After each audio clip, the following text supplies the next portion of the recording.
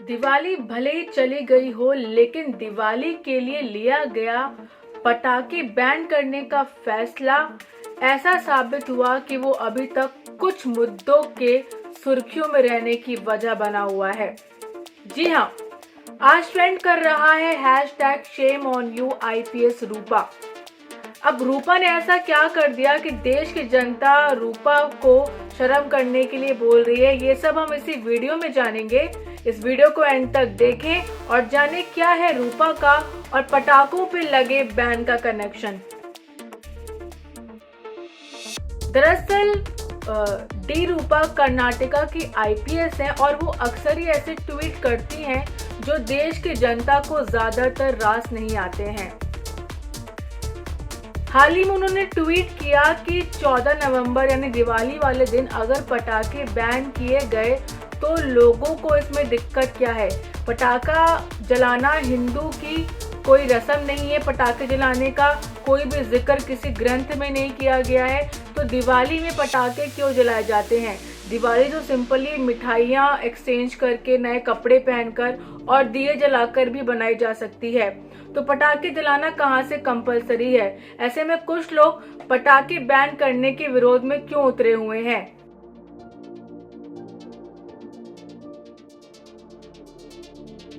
ऐसे में ट्विटर का ही एक बहुत ही फेमस अकाउंट है जिसका नाम ट्रू आइडियोलॉजी करके है।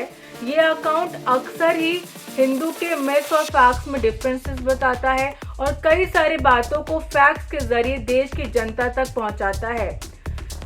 IPS डी रूपा की ट्वीट पर ट्रू आइडियोलॉजी के एडमिन ने कमेंट करते हुए कहा कि पटाखे जलाना हिंदू धर्म में आता है और कई ग्रंथों में ये जिक्र भी किया गया है कि दिवाली में पटाखे जलाने चाहिए और पटाखों का जिक्र ग्रंथों में सालों पहले से हुआ है। अब इसमें IPS डी रूपा ने कमेंट बैक करके ये कहा कि अगर ऐसा है तो हमें आप सबूत दिखाइए।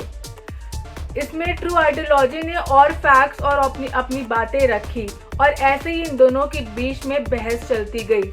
कुछ समय बाद IPS रूपा का एक और ट्वीट आया जिसमें उन्होंने ट्रू आइडियोलॉजी वाले बंदे से ये बोला कि आपके पास ना आपका चेहरा है ना आपकी पहचान है और आप फैक्ट्स की बात करते हैं। एक तो चोरी ऊपर से सीना चोरी। और इसी के साथ उन्होंने एंड में ये भी लिखा कि योर टाइम इज अप, मतलब आपका समय खत्म हो चुका है। और ठीक इसके एक दिन बाद ट्रू आइडियोलॉजी का अकाउंट सस्पेंड हो गया।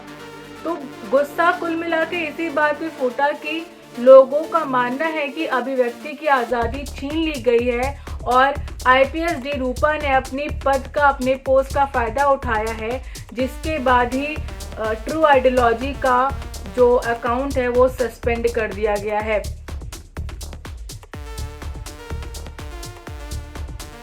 हालांकि इस बात की कंफर्मेशन अभी तक नहीं मिली है कि दरअसल ट्रू आइडियोलॉजी का अकाउंट सस्पेंड क्यों किया गया था, लेकिन लोग लगातार IPS रूपा को इस बात का जिम्मेदार बता रहे हैं।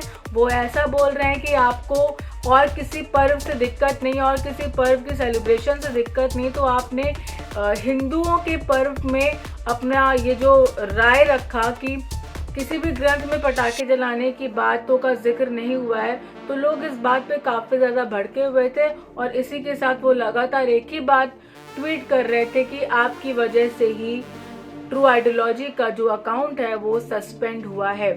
इस पूरे मुद्दे में ट्रू आइडियोलॉजी के एडमिन ने अपने फेसबुक अकाउंट में पोस्ट किया कि रूपा ने उनसे उनकी पर्सनल डिटेल मांगी थी, उनकी ID मांगी थी, लेकिन ट्रू आइडियोलॉजी के एडमिन ने वो देने से साफ मना कर दिया था, लेकिन उसके कुछ समय बाद ही उनका अकाउंट सस्पेंड कर दिया गया।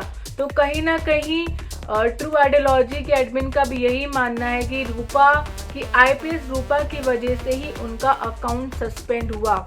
आपका इस बारे में क्या कहना है? क्या आपको भी लगता है कि रूपा ने अभिव्यक्ति की आज़ादी छीनी है?